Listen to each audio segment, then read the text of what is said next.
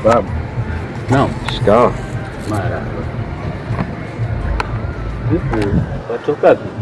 Na kibaruani. Sawa. Vipi chakula ona njaa? Nilikuwa na unga kidogo hapo, pondo nimepika uji. Angalia kwa sufuria hapo ninakubakishia. Sawa. Alafu Sidi hajapiga simu? Hata si maana nimejaribu kuhakikisha simu ikazima. Lakini nadhani kuna kaujumbe kameingia.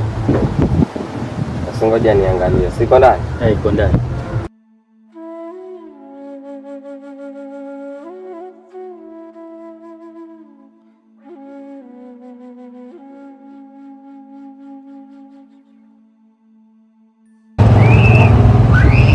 Yote imezima moto. Labda nipeleke motoni jioni ndio nikaichukue.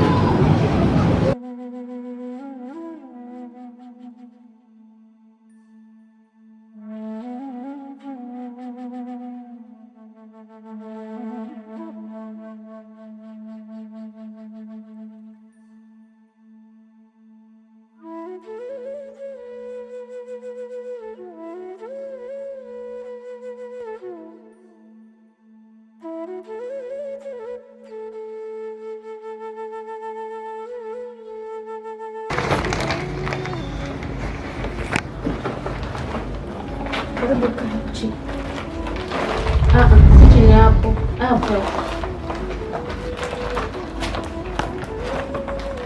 Waendeleaje nyumbani? Tunashukuru tu wazima. Babu na mama wazima. Babu ni mzima. Ila mama.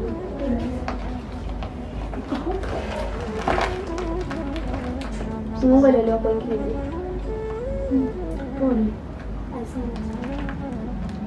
Na babako ana simu? Ndio. Sawa. Kwani nenda na fundi tumpigie.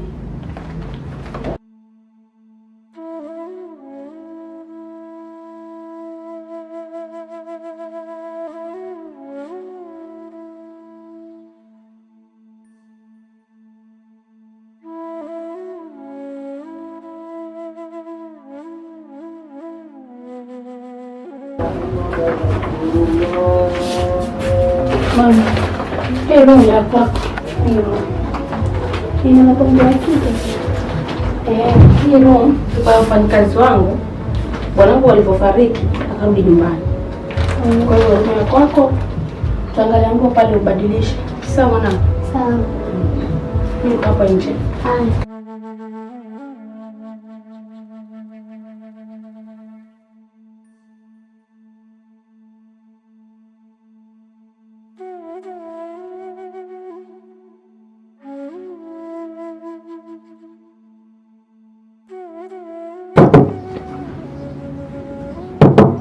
Karibu.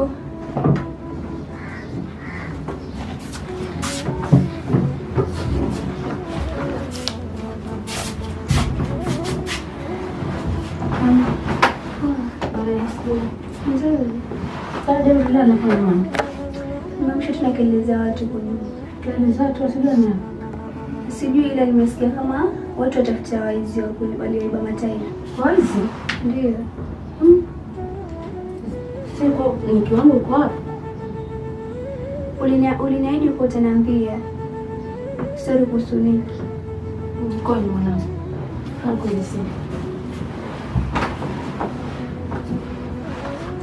Niki alihama hapa nyumbani. Alipojua kwamba mimi nasema mimi ndio babake. Lakini sikuwa babake. Babake alichukua gari langu. Akatoka nao kwenda safari zake. Nimefika huko akapata accident. Ndio akafariki. Ndio mtoto wangu akakimbia akajiunga genge na majambazi. Pole. Asante mwanangu. Uko sawa lakini? Uko sawa? Sawa.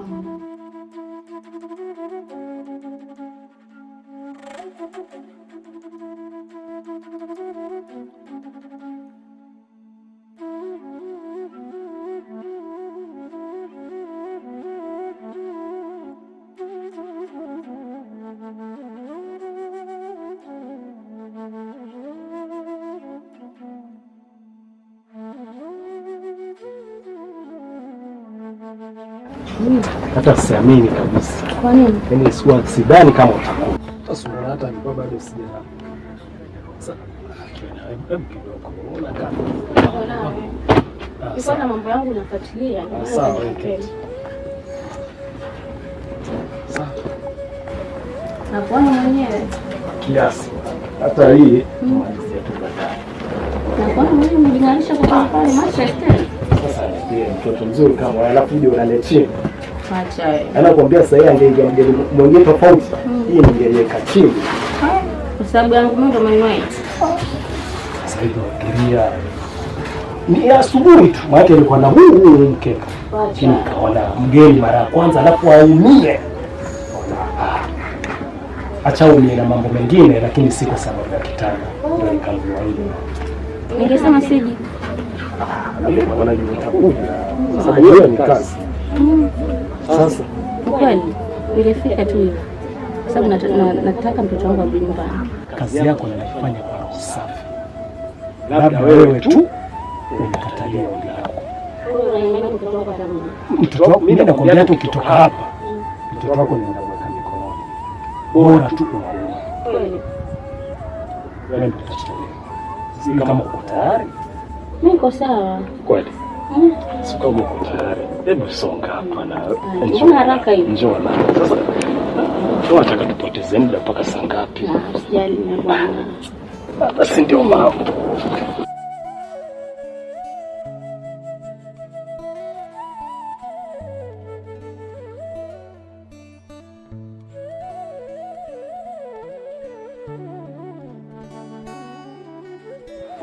Sema kwa namba mwalimu.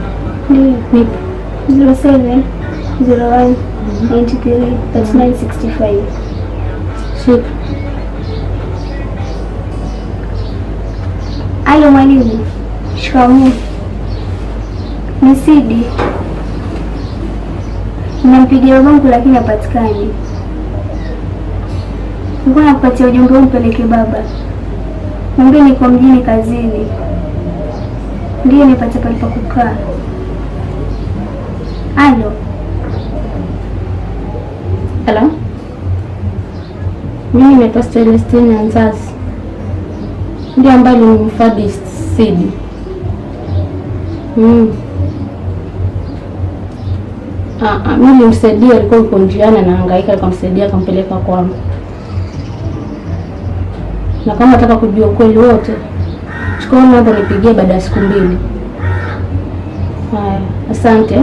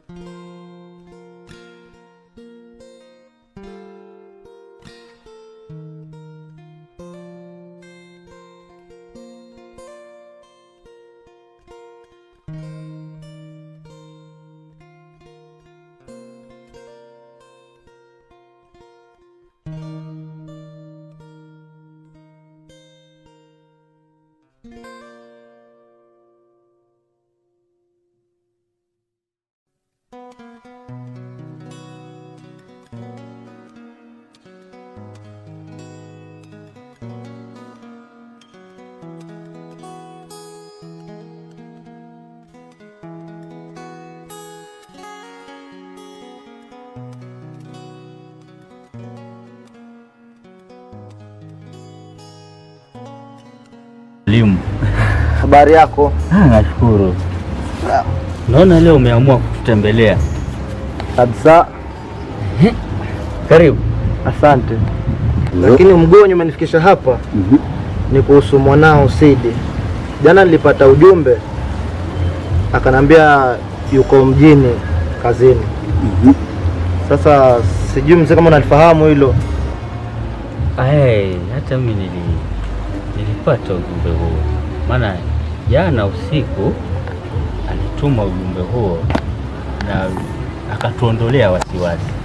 Wasiwasi wangu sio yeye, ila yule mama mwenye anaishi naye. Sijajua na nia gani naye. Mwalimu, Sidi hakuenda kule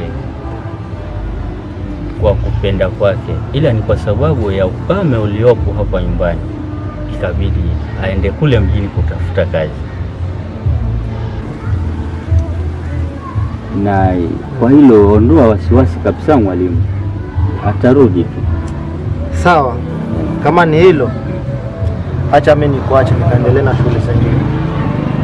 Sawa, lakini karibu mwalimu. Shukrani.